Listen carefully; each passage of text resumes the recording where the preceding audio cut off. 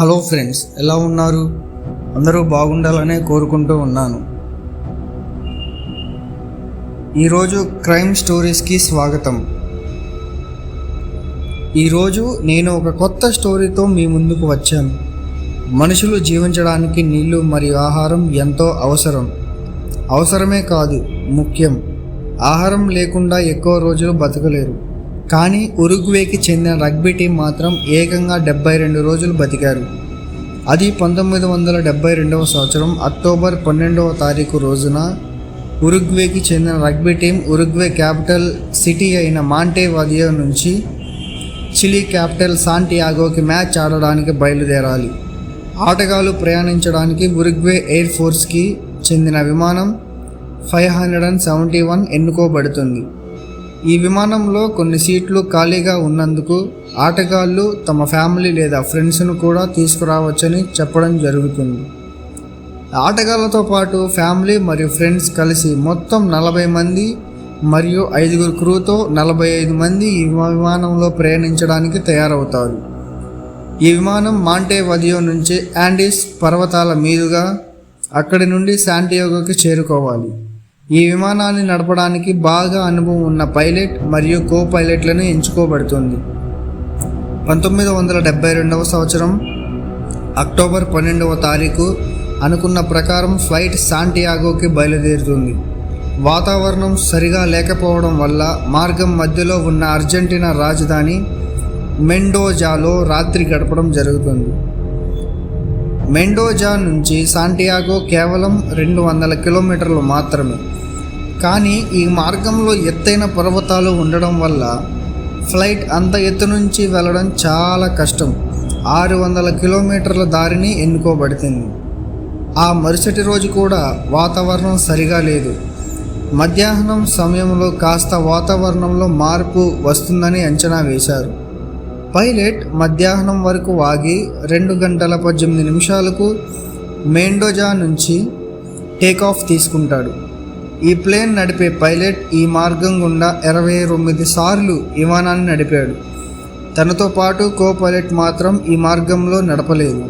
కో పైలట్కు training ఇచ్చినట్లు అవుతుందని విమానాన్ని నడపడానికి కో పైలట్కి ఇవ్వడం జరుగుతుంది. ఆ సమయంలో దట్టపైన మేఘాలు ఉండడంతో పైలట్ 60 కిలోమీటర్ల ముందే తాను గమ్యస్థానానికి చేరుకున్నాను అని అనుకొని ల్యాండ్ చేయడానికి పర్మిషన్ అడుగుతాడు. పైలట్ ప్లేన్ను ల్యాండ్ చేద్దామని కిందికి దింపినప్పుడు ఒక్కసారి ప్లేన్ టర్బులెన్స్కి గురి అయ్యి షేక్ అవుతుంది. మొదట విమానంలో ఉన్నవారు ఇది కామన్ అని అనుకుంటారు. కానీ కాసేపట్లోనే ప్లేన్ ముందు ఒక పెద్ద కొండ కనిపిస్తుంది. పైలట్ మొత్తం పవర్ ఉపయోగించి పైకి ఎత్తడానికి ప్రయత్నిస్తాడు. కానీ లాభం లేదు. అప్పటికే లేట్ అయిపోయింది. ప్లేన్ 2-3 సార్లు పర్వతాన్ని ఢీకొట్టి కొన్ని వందల ఫీట్స్ నుండి కిందకి పడిపోతుంది. కిందికి పడిపోతున్న సమయంలో విమానం పలు భాగాలు ధ్వంసం అవుతాయి. టేల్ సెక్షన్ కూడా ధ్వంసం అవడంతో విమానం వెనక భాగంలో కూర్చున్న 5 మంది విమానంలో నుండి కిందకి పడిపోతారు. విమానం కిందకి పడే క్రమంలో ఇంకో కొందరు విమానం నుంచి కిందికి పడిపోతారు. టైల్ సెక్షన్లో నుంచి కింద పడ్డ 5 చనిపోతారు. తర్వాత కింద పడ్డ 2 ఒక్కరు అక్కడికక్కడికే చనిపోగా రెండో వ్యక్తి మంచులో కూరుకుపోయి గాలి ఆడక అనగా ఊపిరాడక చనిపోవడం జరుగుతుంది. విమానం ముందు భాగం నుంచి మంచు పర్వతాన్ని ఢీకొట్టడంతో కాక్పిట్లో ఉన్న సీనియర్ పైలట్ అక్కడికక్కడే చనిపోతాడు. ప్లేన్ను నడుపుతున్న ట్రైనింగ్ పైలట్కి తీవ్ర గాయాలు అవుతాయి. ప్రయాణికులలో మరో 4 చనిపోతారు. తీవ్రంగా గాయపడ్డ ట్రైనింగ్ పైలట్ ప్రయాణికులతో తాను బ్రతికే అవకాశం లేదు, తన వద్ద ఉన్న గన్ తీసుకొని కాల్చమని అడగగా ప్రయాణికులు నిరాకరిస్తారు. 45 మంది ప్రయాణికులలో నుండి 33 మంది బతుకుతారు. కానీ వీరిలో కూడా కొంతమంది తీవ్రంగా గాయపడి ఉంటారు. ప్రయాణికులలో ఉన్న మెడికల్ స్టూడెంట్స్ గాయపడ్డ వారికి ప్రథమ చికిత్స చేయడం మొదలు పెడతారు. మరోవైపు ప్లేన్ రాడార్ నుంచి మిస్ అవ్వడం వల్ల సెర్చ్ ఆపరేషన్ మొదలవుతుంది. రెస్క్యూ టీం ప్లేన్ క్రాష్ అయిన స్థలం పైనుంచి కూడా వెళ్తాయి. ప్రయాణికులు అరవడం మొదలు పెడతారు. ప్రయాణికులలో ఒకరి వద్ద నుంచి రెడ్ లిప్స్టిక్ తీసుకొని విమానం పై భాగంలో SOS రాయడానికి ప్రయత్నిస్తారు. కానీ లిప్స్టిక్ సరిపోదు. క్రాష్ అయిన ప్లేన్ వైట్ కలర్లో ఉండడం మరియు మంచు ఎక్కువగా ఉండడం వల్ల పైనుండి అక్కడ ప్లేన్ ఉన్నట్లు కనిపించదు. చలి ప్రభావం లోపల ఉన్న వాళ్ళకి తగలకుండా ప్లేన్ యొక్క వివిధ భాగాలతో ప్లేన్ను కప్పుతారు. ఈ ప్రయాణికులకు తెలియని విషయం ఏమిటంటే ఈ క్రాష్ అయిన స్థలం నుండి 20 కిలోమీటర్స్ డిస్టెన్స్లో ఒక పాడుబడ్డ హోటల్ ఉండేది. మొదటి రోజు రాత్రి ట్రైనింగ్ పైలట్తో పాటు ఇంకో 4 చనిపోయారు. మూడో రోజు 19 సంవత్సరాల అమ్మాయి తీవ్ర గాయాల కారణంగా చనిపోతుంది. ఇప్పుడు 45 ప్రయాణికులలో నుంచి 27 మంది మిగిలారు. మిగిలిన ప్రయాణికుల వద్ద పరిమితి స్థాయిలో మాత్రమే ఆహారం ఉంది. 8 చాక్లెట్ బార్లు, మజిల్స్ యొక్క ఒక టిన్, 3 చిన్న జామ్ జార్లు, కొన్ని డ్రై ఫ్రూట్స్ అండ్ క్యాండీస్, కొన్ని బాటిల్స్ వైన్ మాత్రమే ఉంది. వీటిని అందరూ సమానంగా పంచుకొని కొంచెం కొంచెం తినసాగారు. 8 రోజులు వెతికిన తర్వాత రెస్క్యూ టీం ఈ పాటికి అందరూ చనిపోయి ఉంటారు అని సెర్చ్ ఆపరేషన్ను ఆపేస్తారు. శవాలను మంచు తగ్గిన తర్వాత తీసుకురావచ్చని అనుకున్నారు. ప్లేన్లో పడి ఉన్న ఒక ట్రాన్సిస్టర్ రేడియోను ప్రయాణికులలో ఒకరు సరిచేసి న్యూస్ వినగా సెర్చ్ ఆపరేషన్ ఆగిపోయిందని తెలుస్తుంది. ఈ వార్త విన్న తర్వాత ప్రయాణికులకు ఎంత షాక్ తగిలి ఉండవచ్చో చెప్పనక్కర్లేదనుకుంటా.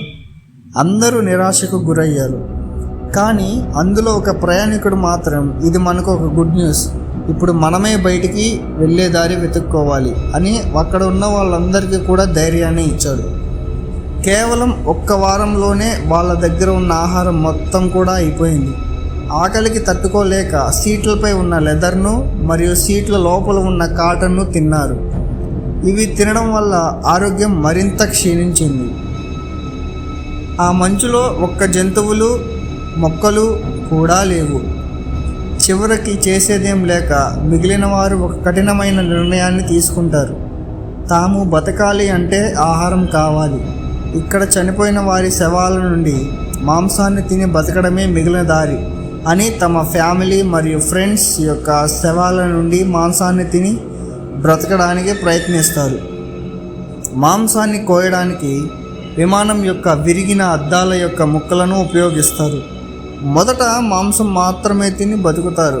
కానీ మాంసం కూడా అయిపోయిన తర్వాత శవాల యొక్క గుండె మరియు మెదడు మరియు లంగ్స్ తిని బ్రతకడానికి ప్రయత్నిస్తారు.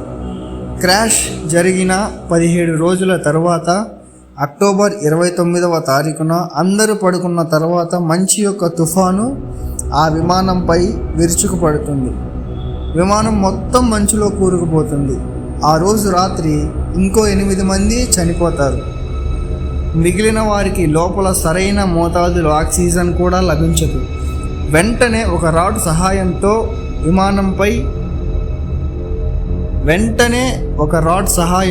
విమానం పై భాగానికి గాలి రావడానికి రంధ్రం చేస్తారు. మిగిలిన వారు ఆ తుఫానులో చనిపోయిన వారి శవాలను తిని ఇంకొన్ని రోజులు బతుకుతారు. ఇలా తింటూ ఎక్కువ రోజు బతకలేము అని వాళ్ళకు అర్థమైపోయింది.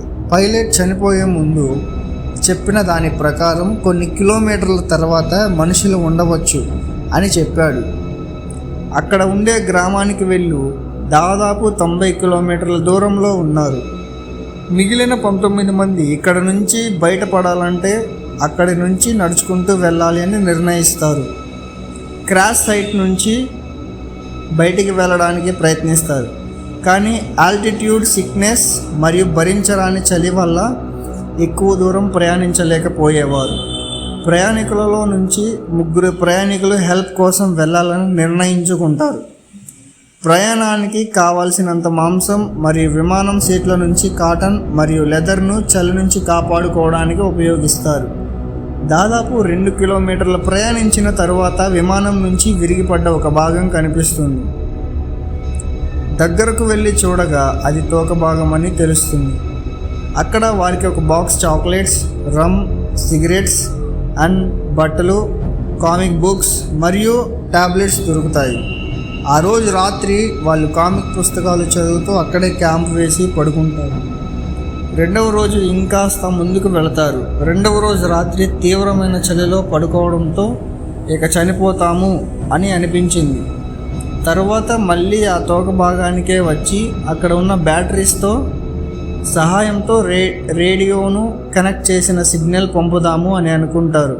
కానీ విమానంలో ఉన్న రేడియో ఏసీ మరియు బ్యాటరీస్ డీసీ అవ్వడంతో ఎంత ప్రయత్నించినా రేడియో మాత్రం పనిచేయలేదు. అదే సమయంలో సరైన తిండి లేకపోవడం వల్ల మరో 3 ప్రయాణికులు చనిపోవడం జరుగుతుంది. ఇందులో చనిపోయిన ఒక వ్యక్తి బరువు కేవలం 25 కేజీలు మాత్రమే. వీళ్ళు తిండి లేక ఎంతగా బరువు తగ్గారో అర్థం చేసుకోవచ్చు. ఇక్కడే ఉంటే మనం ఎవ్వరం కూడా బతకరు అని ఇక్కడ నుండి ఎలాగైనా బయటపడి మిగతా వారి కోసం హెల్ప్ తీసుకురావాలని అనుకుంటారు. కానీ అక్కడి నుంచి బయలుదేరి బయటి ప్రపంచం నుంచి హెల్ప్ తీసుకురావడానికి అందరూ ఆలోచిస్తారు. చివరికి 3 తయారవుతారు. ప్రయాణంలో చలి నుంచి కాపాడుకోవడానికి విమానం నుండి ఇన్సులేషన్ కోసం చేసిన మెటీరియల్ను రాత్రి సమయంలో పడుకోవడానికి తీసుకున్నారు. ఒక్కొక్కరు 3 జతల జీన్స్ మరియు 4 జతల సాక్స్ వేసుకొని తమతో మాంసంను తీసుకొని ప్రయాణాన్ని మొదలుపెట్టారు.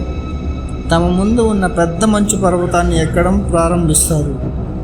3 రోజుల పాటు కష్టపడి పర్వతాన్ని ఎక్కుతారు. ముందు వాళ్ళు అనుకున్న దానికంటే ఎక్కువ సమయం పట్టడం చూసి 3 ఒకరు రిటర్న్ విమానం వద్దకు వెళ్ళాలని అనుకుంటారు. తిరిగి కిందికి వెళ్ళేటప్పుడు స్లోప్గా ఉండడం వల్ల తమతో పాటు తెచ్చుకున్న ఏరోప్లేన్ సీట్ సహాయంతో కేవలం 1 గంటలో విమానం వద్దకు చేరుకుంటాడు. మిగిలిన 2 మృత్యువు చావు దగ్గరికి తాము వెళ్తాము కానీ చావును తమ వద్దకు రానివ్వం అని పారాయణం కొనసాగించారు. 10